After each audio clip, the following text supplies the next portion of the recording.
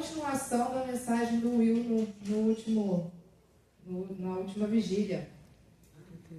Não foi proposital, tá, irmãos? Eu percebi isso, preparei a mensagem no dia e, assim, né, fiz o esboço ali, o rascunho. Aí depois eu mandei para a Liliane, no outro dia eu fui jogar a mensagem que o Will tinha pregado aqui, fui jogar no YouTube.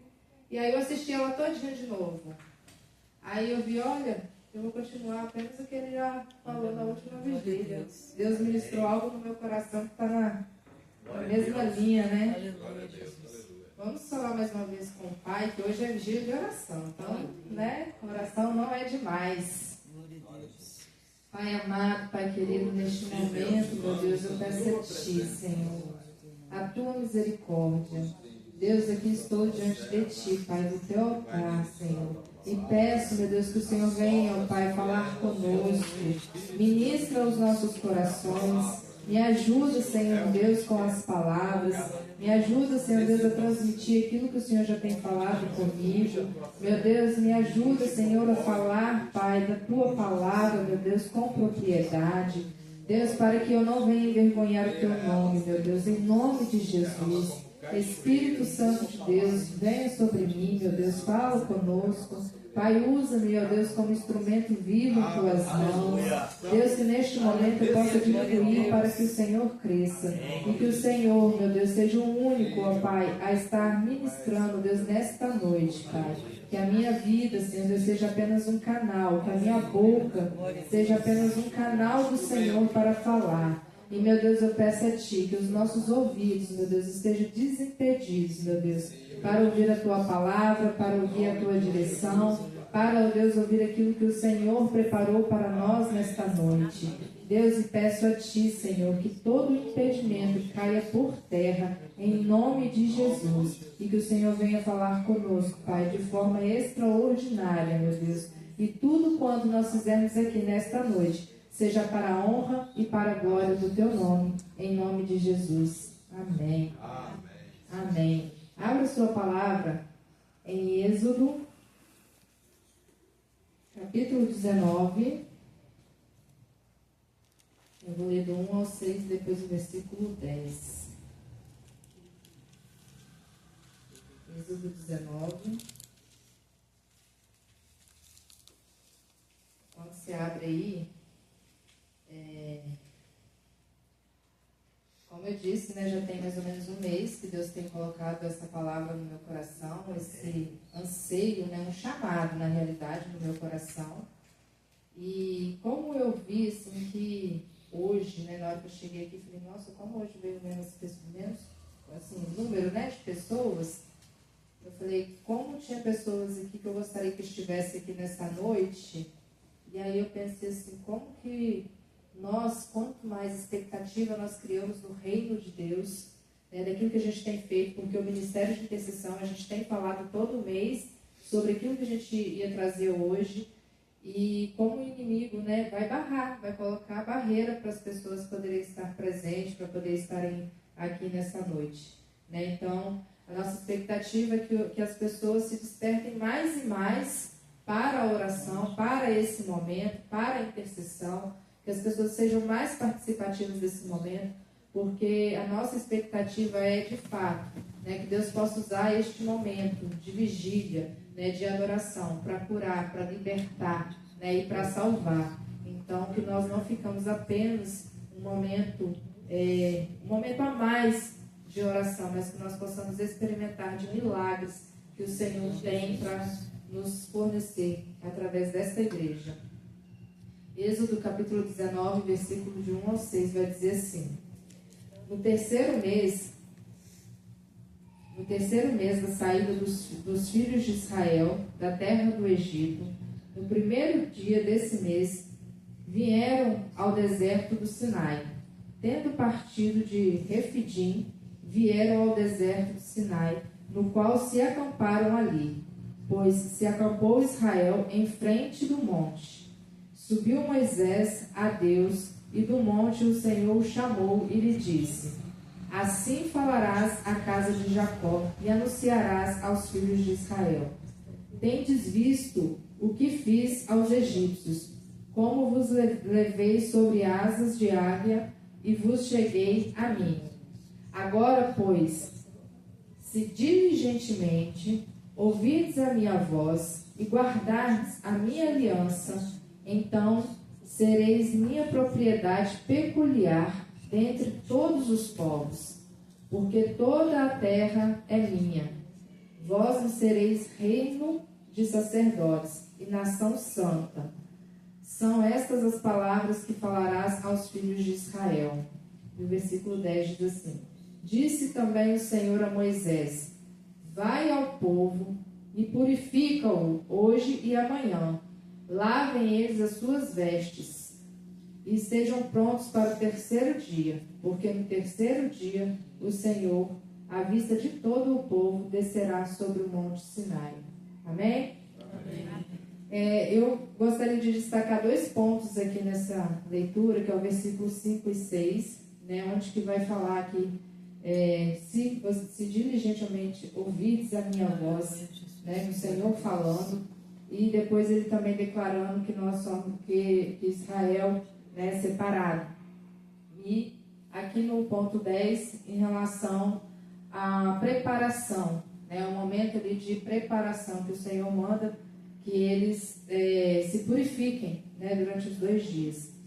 A gente tem feito, através do grupo, né, a Liliane criou um grupo de oração no WhatsApp, e a gente tem feito lá alguns desafios, né, para as pessoas que estão participando.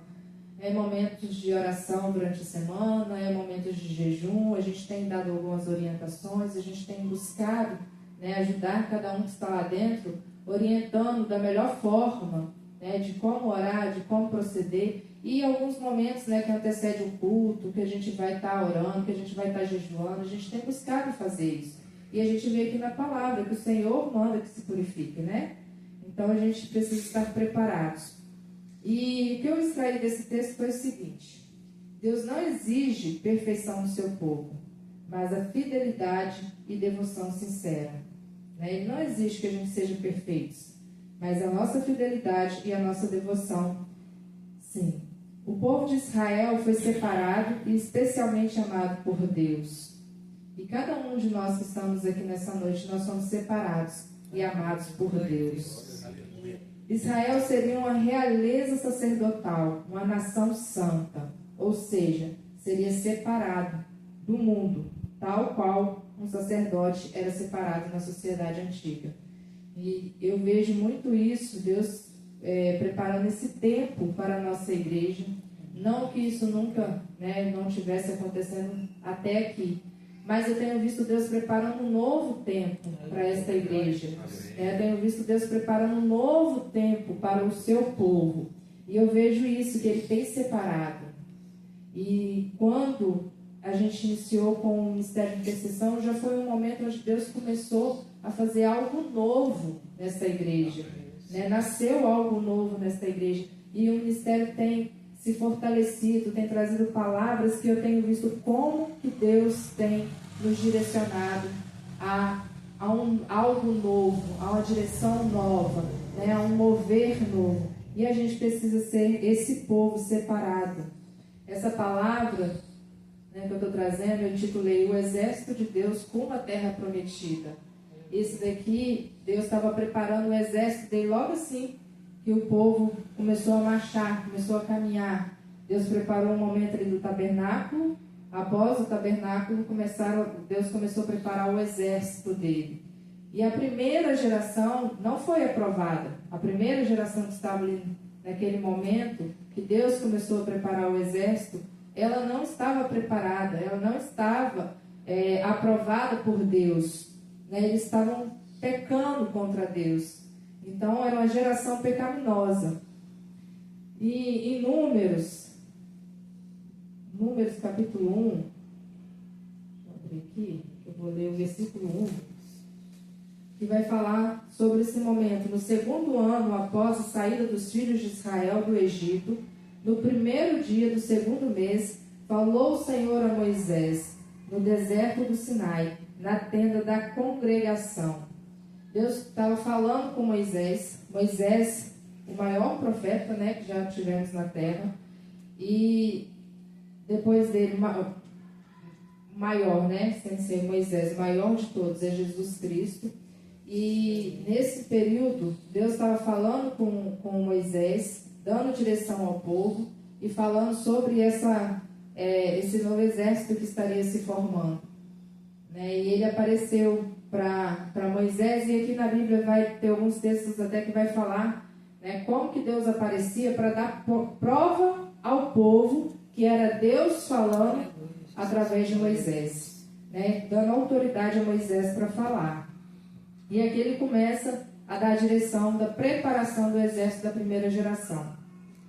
E Deus começou a preparar o seu povo para conquistar a terra que havia prometido aos pais, né, aos seus pais, porque Deus já tinha prometido. Então ele começou a preparar aquela nova geração ali para estar indo conquistar essa terra. Porém, como eu disse, eles não agradaram ao Senhor, né? Do versículo 4 até o 49 desse capítulo, vai mostrar como o censo foi organizado, né? Como o exército foi organizado. Então, Deus ele deu algumas direções aqui para Moisés. O exército da primeira geração foi contado de acordo com as tribos, e as tribos foram organizadas ao redor do tabernáculo. Então, ficava ali o tabernáculo no centro e as tribos em volta, né? Assim que era a formação. E eu quero muito trazer essa visão da formação do exército, né, de Cristo para nós hoje. Porque nós vemos hoje uma formação do exército de Cristo dentro da nossa igreja. Nós conseguimos enxergar que Deus quer colocar cada um posicionado, né, nesse exército. Nós somos chamados para esse exército. Então, nós queremos ter essa visão aí do posicionamento do exército. E esses versículos são divididos em 3 partes. Os homens de guerra, os homens que sejam cabeça da casa de seus pais. Está lá no versículo 4, que vai falar homens que sejam cabeça. Então, cada casa tinha um homem que era o cabeça ali da casa da família. A ordem das tribos eram contados os príncipes de Israel. Eram contados os príncipes de Israel, 12 homens. Cada um era pela casa de seu pai. Todos de 20 anos para cima, capazes de sair à guerra.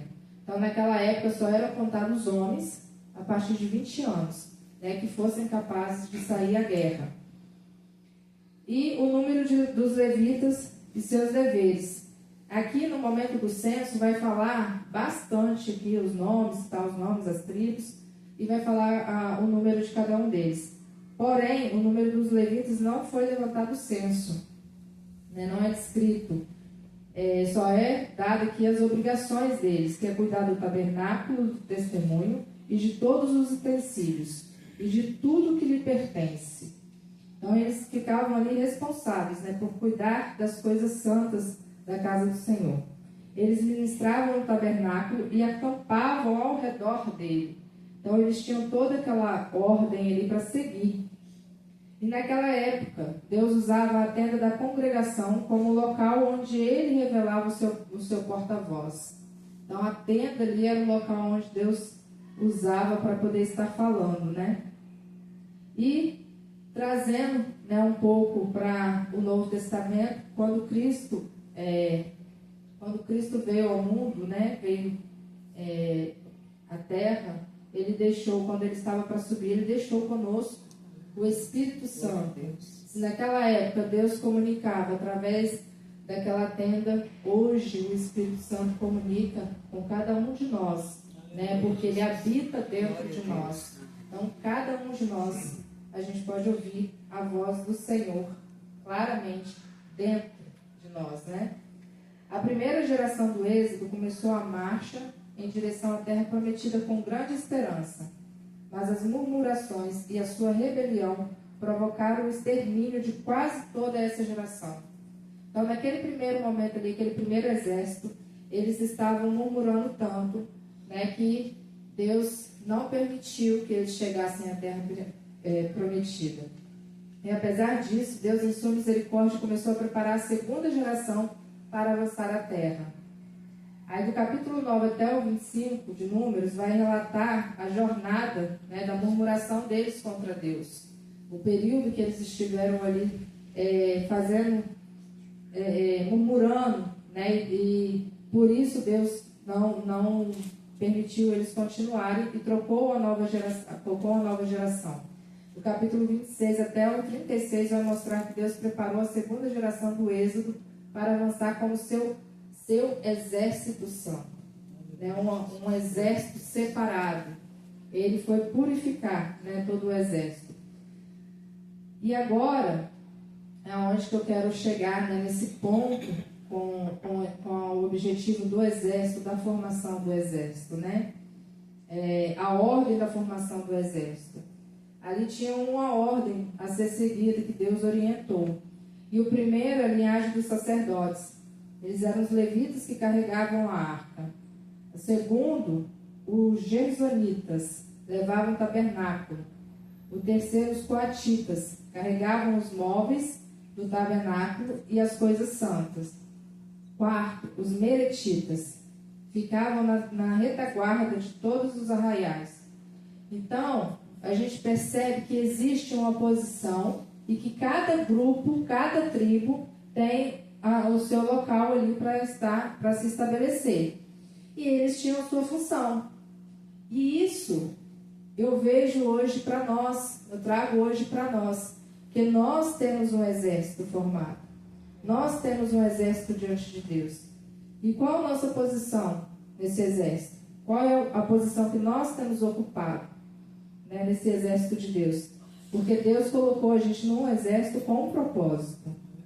O propósito da formação do exército era conclamar a segunda geração do Êxodo a servir a Deus como um exército santo, na conquista da terra prometida, evitando os erros do passado e permanecendo fiéis aos preceitos de Deus.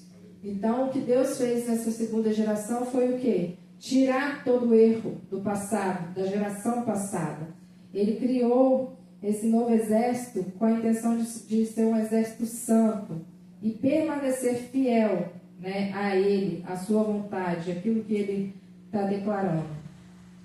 E Deus levou um segundo exército porque a primeira geração fracassou. Deus levantou, né, um segundo exército porque a primeira geração fracassou. Aí eu fiquei pensando, eu preparando essa mensagem, né, período ali que eu estava estudando, e eu ficava pensando assim, né, eu tentando pensar um pouquinho com a cabeça do pastor, gente, não sei. Mas eu ficava pensando assim, gente, já pensou? Uma visão do exército, o pastor lá na frente olhando 20 anos de ministério, Deus tirando toda uma geração, purificando o seu povo, iniciando uma nova geração, um novo exército, a preparação de um novo exército. Então aquilo que ficou de erro fica lá no passado, fica lá para trás, e a gente iniciar um projeto novo, iniciar um exército novo, né, com homens e mulheres valentes. No primeiro censo, pelo que eu pude perceber aqui na leitura da palavra, o primeiro censo eram levantados com os homens, né, que seriam levantados para esse exército. Já a partir do segundo, já levanta suas famílias também, o censo, junto com não só o homem, mas também toda a família, né, as casas. Então, se eu estiver errado, foi isso que eu entendi ali. Então, assim, começar a contar pessoas novas, né, pessoas, uma nova geração, novas cabeças, né, novas ideias. Então, que Deus possa usar os novos nesse exército, levantar pessoas com disposição. E o exército de Deus, ele precisa ser santo, né? A gente precisa buscar a santificação. A gente precisa servir a Deus com santidade. Não que nós vamos ser perfeitos, né? Não estou dizendo que nós não vamos pecar, mas estou chamando para se posicionar no exército de Deus, sabe? Se colocar na posição que Ele está te chamando, o exército de Cristo. Não tendo medo de mudar o estilo de vida e passando a viver uma forma consagrada e buscando a santificação em Cristo. Às vezes a gente quer viver as benfeitorias de Deus, né? Às vezes a gente quer viver o melhor de Deus, mas a gente não está entregando o melhor para Deus, né? Nós estamos ali vivendo com os erros do passado, querendo alcançar a terra prometida. E Deus está chamando para quê? Para santificação. Vamos viver um novo tempo. Vamos viver uma nova história, uma nova geração, um novo exército santificado, purificado, né? E nós podemos deixar tudo aquilo que ficou de erro lá atrás, lá no passado, né? E viver uma nova história. E Deus quer levantar um exército santo no nosso tempo. Aqui na IP Vida, eu creio nisso. Eu tenho visto muito isso, né? A gente conversa muito nas nossas reuniões, nos encontros, né, do Ministério de Intercessão, como que a gente tem visto Deus mudando coisas que talvez muitos irmãos dentro da igreja não conseguem ver, não conseguem enxergar, não conseguem identificar como mudanças de Deus, mas a gente tem hora que coisinhas mínimas, pequenininhas, a gente consegue ver o agir de Deus de uma forma tão grandiosa. E a gente vai conseguir ver cada vez mais as maravilhas de Deus, se a gente se posicionar como um exército santo, aquele exército que abre mão das práticas do pecado, aquele exército que abre mão das coisas do passado, das condenações passadas, daquilo que ficou para trás, e a gente começar a colocar a nossa vida diante de Deus. Se Deus mandasse levantar um censo hoje, baseado nas 2 gerações que você acabou de ouvir falar, você estaria entre os que murmuraram e causaram rebelião dentro da igreja, ou você é do tipo que faz a diferença, que se posiciona como um soldado fiel, que não tem medo de lutar contra o inimigo? E aí, são dois tipos de exército, né? Os que murmuraram e os que fizeram rebelião. E hoje, se Deus te chamasse, Deus chamasse esta igreja, falasse com o pastor, Welton, vamos fazer um novo censo dentro dessa igreja. Como que estaria a sua vida diante de Deus? Você estaria em qual dos 2 exércitos? Na geração passada ou nessa geração que o Senhor está levantando? Deus pode contar com a sua fidelidade? Essa é a pergunta que eu quero deixar para você refletir. Deus pode contar com a sua fidelidade? E aí eu vou citar algumas áreas aqui da nossa vida, da vida de muitos, né, que a gente pode estar passando. E aí você vai refletir agora. Se tem alguma área dessa que você está vivendo, ou você já viveu, quer deixar no passado, e muitas vezes vê um inimigo te condenar e dizer que é aquilo ali, que está querendo te voltar lá para trás, voltar você no seu passado, você reviver tudo aquilo ali, presenciar aquelas coisas novamente. Mas Deus, Ele te chama para algo novo. E é isso que nós preparamos nessa noite. Essa noite é para algo novo. Algo novo. É para algo novo. Então, você que muitas vezes, né, tem dificuldade, eu vou citar algumas aqui. As palavras que saem da sua boca são feias, sujas, malditas, né, no seu dia a dia, no seu proceder, no seu trabalho, na sua casa, na sua família. Como que têm sido suas palavras? Talvez seja a hora de mudar. Preciso me acertar na área da sexualidade, romper com as práticas inadequadas e desejos obscenos. Né? Às vezes tem muitas pessoas que vivem isso aqui, mas como a gente não vê, acha que está tudo bem, que está tudo certo. Mas Deus está vendo cada uma dessas áreas. Eu dou mais valor ao dinheiro que recebo do que passar tempo na presença de Deus de qualidade ou com a minha família. Né? Muitas vezes a gente fica correndo atrás do tempo, né? Atrás do dinheiro, correndo atrás daquilo que o dinheiro pode nos proporcionar. Mas e o seu tempo com Deus, como está? O seu tempo de qualidade com Deus? O seu tempo de qualidade com a sua família? Tenho ídolos que ainda não consegui me livrar, como uma paixão arrebatadora, culto ao corpo, dinheiro ou até mesmo imagens de esculturas. Porque a gente vai ver na Bíblia ainda que tem casos que mesmo homens fiéis a Deus, aonde eles iam, tinha uma escultura ali. Às vezes não por ele, mas por alguém que estava com ele, que estava carregando. E aquilo ali estava trazendo maldição. Né? Então, a gente precisa tomar cuidado com aquilo que a gente carrega. Você pode pensar assim, Sou orgulhoso demais e isso afeta os meus relacionamentos. Então é só você fazer uma análise dos seus relacionamentos como estão. Os vícios que tenho são como uma prisão para mim, no qual eu não consigo me livrar. Gente, como é triste a gente ver pessoas que ainda não subiram a esse altar, que ainda não se batizaram, não se renderam aos pés da cruz por conta de um vício. Eu sei de pelo menos um caso aqui na igreja, de alguém que frequenta a nossa igreja, anos, e ainda não veio aqui assumir esse compromisso com Deus, porque o vício é mais forte, está sendo mais forte na vida dele, mas só que nós temos um Jesus que pode livrar todo vício. Talvez você possa dizer assim, sou uma pessoa com muita inveja, vejo alguém com uma conquista melhor do que a minha e meu coração já se inflama. Esses dias eu ouvi esse relato de uma pessoa que ela admitiu, né, de olhar para o outro e ver que está conquistando coisas que ela não conquistou e sentir aquele peso. Mas aí às vezes a gente tem que parar e perguntar, será que eu estaria disposto a viver tudo que essa pessoa viveu para conquistar o que ela está conquistando? Será que eu estaria disposto a passar pelas mesmas dores que ela já passou para chegar onde ela chegou? Os traumas do passado não me permitem olhar para o futuro e ter esperança. Quantas pessoas estão presas no passado? Quantas pessoas estão presas no passado? Uma das visitas que a gente fez recentemente, a Claudinha estava conosco. Eu creio muito nisso daqui, prisão no passado.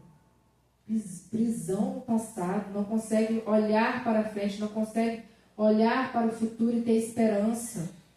Como que a depressão hoje em dia tem acabado com as pessoas? Hoje mesmo, acho que foi a Priscila, né? Priscila colocou lá no nosso grupo, em relação, acho que a 2 pessoas passando por isso. Adolescente com depressão, e tem ganhado muitas pessoas pegado muitas pessoas essa depressão. Tenho tanta influência negativa nos meus pensamentos que vejo maldade em tudo e qualquer coisa. Gente, eu já vivi isso, de olhar para algo, tudo maldade, tudo colocar maldade. Como é triste uma pessoa que olha para tudo e coloca maldade. Às vezes, um relacionamento mais puro, mais sincero, a gente olha e coloca uma maldade. Então, a gente precisa olhar para dentro de si mesmo e perguntar, será que eu estou certo nisso que eu estou vendo, que eu estou pensando? Será que eu estou certo? Será que é certo eu pensar isso dessa pessoa? Por que eu estou pensando isso dessa pessoa? Para que eu estou pensando isso dessa pessoa? O que eu tenho com a vida dessa pessoa? Então, a gente precisa ter cuidado com o que a gente pensa, e tudo a gente vê maldade. Não estou dizendo a gente não ser vigilantes. Eu estou dizendo a gente moldar muitas vezes coisas que é boba, coisas simples. A mentira é uma realidade na minha vida e tenho dificuldade de parar. Olha, quem tem o hábito da mentira e quem detesta a mentira, conversando. Gente, quem não tem a prática da mentira, pega no ato. Você está conversando com a pessoa, você ouve uma vírgula ali fora do lugar, você já identificou tudo. Às vezes mata uma frase inteira que a pessoa falou só por uma palavra que ela usou. Você identifica. É uma mentira. É uma mentira. É igual pegadinha de prova de faculdade, coisas do tipo, né? Você coloca ali uma frase. Ontem mesmo eu estava na aula, a professora fazendo a preparação do ENAD, colocou lá uma dessas questões que você lê, parece que é uma verdade, mas no final é uma mentira. E aí eu olhando todo mundo colocando, respondendo, todo mundo respondendo a mesma resposta. Aí depois no final até coloquei. Eu nem respondi porque eu achei que eu ia ser a única do contra. E aí eu seria a única que estava certa. E ela foi explicar a questão. Então, às vezes a gente precisa estar ligados, porque a gente acha que a outra pessoa não está atenta que é uma mentira, mas ela está. Ela está ligada. Meu coração guarda tanta raiva, mágoa, rancor, que vivo oprimido. Gente, a opressão é uma coisa terrível na nossa vida. E todos nós passamos por ela, em algum momento, em alguma situação. mas nós precisamos estar vigilantes e atentos e identificar quando é o inimigo que está oprimindo os nossos pensamentos. Nós precisamos dar uma palavra nesse momento de repreensão e declarar que não tem autoridade nenhuma sobre as nossas vidas. Porque isso aqui, se a gente não identifica, isso leva a gente no chão. Tenho uma agressividade tão forte dentro de mim que não consigo exercitar o autocontrole, o domínio próprio, e menos ainda a mansidão. Pessoas que não têm domínio próprio. Gente, como é difícil lidar. É difícil lidar. E você tem domínio próprio? Tem vivido isso? Tem buscado isso? Porque às vezes o outro, uma palavra que o outro nos dá, nos tira do sério na hora. Parece que o sangue está lá no pé, vem cá na cabeça, no mesmo momento. Mas e aí, o que você faz nessa hora? Uma estratégia que eu sempre uso é o quê? O que Jesus faria aqui no meu lugar. O que Jesus faria aqui no meu lugar agora? Então, às vezes, esses aqui são alguns pontos que eu citei que o Espírito Santo foi ministrando no meu coração no momento que eu estava escrevendo. Mas talvez você tenha alguma outra área na sua vida. Coisas que talvez o Espírito Santo trouxe à sua memória agora. E aí esse é o momento que eu gostaria de convidar você a colocar de pé. A gente vai estar orando, vou chamar as meninas do Ministério de Intercessão. E você vai ter a oportunidade de vir até o altar. Gente, não é porque é o Ministério de Intercessão, não é porque é um pecado maior ou menor, não existe. Mas é você querer se livrar de traumas, de coisas do passado, de coisas que você tem vivido no presente. É você declarar e trazer ao altar do Senhor. É você vir aqui com a mochila nas costas, chegar aqui na frente, colocar essa mochila aqui, depositar aqui e falar: Senhor, está aqui, estou entregando nos teus pés e eu vou voltar para casa sem esse peso. É sobre isso. Sobre você trazer ao altar do Senhor aquilo que está pesando na sua vida. A dor que está te causando. Então eu gostaria que você pudesse vir até uma das irmãs, pudesse colocar uma área que você queira, né, que Deus entre agora agindo, provendo, transformando, né, para que você possa sair daqui hoje diferente do que você entrou. Porque esse exército que Deus está levantado, aqui tem pessoas que o Senhor está colocando, está posicionando nesse exército. Porque aqueles que não estão aqui nessa noite, meus irmãos, não estão tendo a mesma oportunidade que a gente. De identificar uma posição no exército, de ver uma necessidade na casa do Senhor. De ver uma necessidade. Hoje o ministério tem atuado com algumas pessoas, mas esse ministério é só o começo. Nós ainda somos um bebezinho, a gente ainda está ali, engateando, está começando a andar, aquele negócio. Mas, gente, Deus tem muito mais para fazer na nossa vida, através do Ministério de Intercessão, através do Ministério de Louvor. Como que o louvor liberta, cura e liberta. Talvez dentro da sua casa está faltando um louvor, porque os espíritos imundos que perturbam, que ficam ali rodeando, que ficam ali oprimindo, muitas vezes você coloca um louvor lá, vai ouvir aquele louvor, vai cantar esse louvor, vai declarar esse louvor ao Senhor. Busque louvores que adoram a Deus. E aí você vai ver como que Deus vai agir na sua vida. Como que o seu dia vai ser diferente. Às vezes você acorda naquele dia que está ruim. Está tudo ruim, tudo fora do lugar. Você está vendo as contas, as dívidas, está maior do que o seu salário, está maior do que aquilo que você tem nas mãos. Eu falo, meus irmãos, de coisas que eu estou vivendo, que eu já vivi. Graças a Deus, Deus tem sustentado. Deus tem sustentado e tem provido a vida de muitos aqui. Deus abriu uma porta na minha vida. Deus abriu algo novo na minha vida que eu não esperava de maneira nenhuma. Que tem sido um canal de bênção de Deus na minha vida. Que Deus abriu essa porta 2 dias depois de eu abrir minha geladeira e falar com o Pai.